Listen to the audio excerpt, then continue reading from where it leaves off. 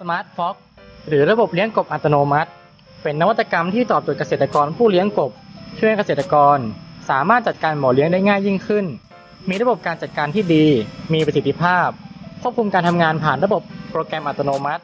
มีการใช้งานง่ายสะดวกซึ่งประกอบด้วยระบบการควบคุมอุณหภูมิระบบให้อาหารอัตโนมัติ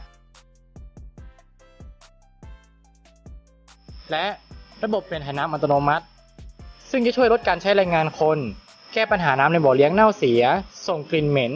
ลดการเกิดโรคทำให้กบที่เลี้ยงมีคุณภาพดีสะอาดไม่มีกลิ่น